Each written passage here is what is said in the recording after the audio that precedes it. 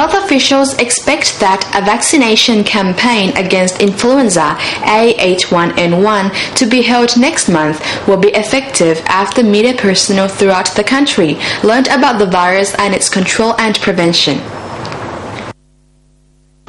More than 100 journalists from television, radio, newspapers and magazines yesterday learned basic information about the virus and effective public campaign methods from representatives of the World Health Organization known as WHO, UNICEF, National Expanded Program for Immunization, Center of Information and Education for Health, and National Emerging Infectious Disease Coordination Office called NEDCO.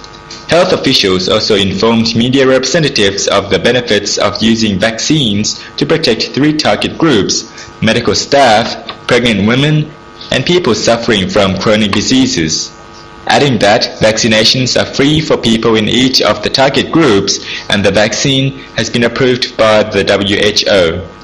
Representative to WHO said, "Journalists play a very important role in the campaign in encouraging those in target groups to be vaccinated. Many countries around the world have already provided their citizens with access to the vaccine. Now, thanks to the Australian government, more than 600,000 doses of the vaccine are available for Lao people." According to WHO, NEDCO has recorded 330 cases of influenza AH1N1 in Laos since June last year, including 2 fatalities. So far, as of April 11th this year, more than 214 countries and territories worldwide have reported laboratory-confirmed cases of pandemic influenza H1N1, resulting in a total of 17,798 deaths. Most passengers and cargo boats have resumed service in the northern provinces after being crippled last month by lower water levels. The boats have been back and running on the Mekong since April 10. Limitations on trade have eased considerably from last month, with boats able to resume transport and trade in goods between Luang Prabang, Bo Kaeo and Udom Sai provinces. A representative from the Luang Prabang Boat Association disclosed that, while an exact figure has not been put on the impact of the transport halt, enormous revenue has been lost in tourism, goods and local livelihoods. The initial decision to cancel boat services was made early last month when cargo boat captains reported that the water level near Hoi Kun village in Udom Sai province had fallen to 60 centimeters, making it impassable to most boats. It is expected water levels to continue rising as the rainy season approaches and hopes to resume a lot of tourists travel to the northern provinces. We'll be back shortly after the break. Coming up back. One of the largest mining companies operating in Laos will spend more than $10 million this year looking for new copper and gold deposits in its exploration tenement area. This budget is in addition to its $9.1 million investment in work being undertaken close to the mine for resource definition. Detail in the following story. Since the start of its operations, MMGLXML Mining has focused on only about 10% of the total tenement area and is now looking for more gold and copper prospects outside what it has already explored. The company said that the exploration work will focus on continued drilling existing on gold oxide deposits, some of which are expected to be handed over to the Resource Development Department to extend the life of the current gold plant. They will also continue to explore the copper oxide deposits, particularly around the Tangkam system.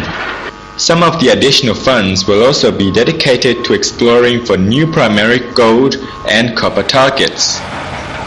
In 2009, the company spent $4 million on exploration and drilled 118 holes at 11,657 meters on 15 different prospects.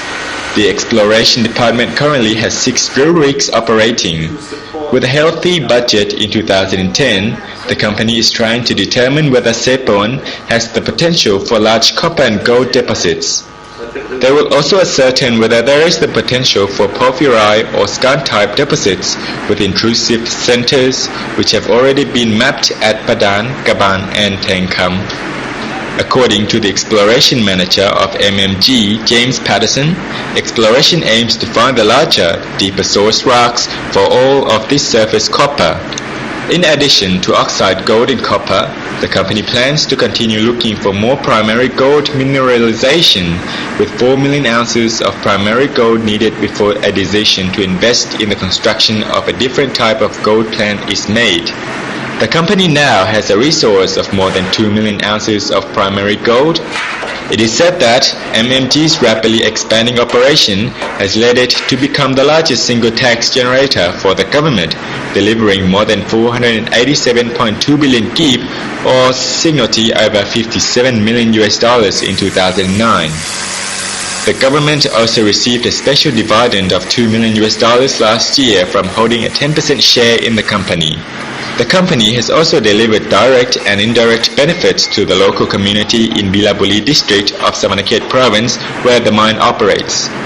The project has produced 1 million ounces of gold and 300,000 tons of copper cathode since operations began in 2003. Vientiane residents are being warned to be on high alert after a house in central Vientiane was destroyed by a fire yesterday.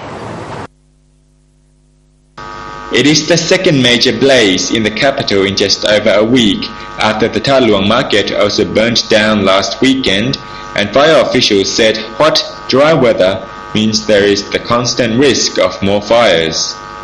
The most recent blaze began at noon during the hottest part of the day. Firefighters arrived at the scene about 15 minutes later and were able to stop the fire spreading to surrounding buildings, though could do nothing to save the old-style house, which was made largely from wood. The owner of the destroyed property had turned the downstairs floor into a fruit shake shop that was one of the more popular shops in the Center Point area.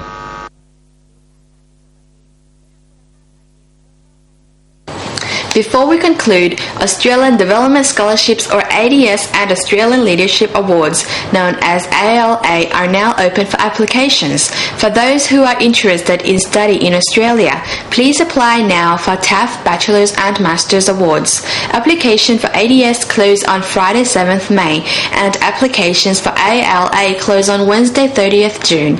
For more information and to obtain application forms, please contact the Lao Australian Scholarships Office at Vientiane College, 23 Rue Singha, Vientiane on 021-414-873 or email at adscontact@vientianecollege.com. Information and also available on the Lao Australian Scholarships website at www.lao/australianscholarships.com. I'm Silimata Duongpumi and the news team from Vientiane. Thank you very much for joining us. Until then, please take care and do have a great evening. Goodbye for now.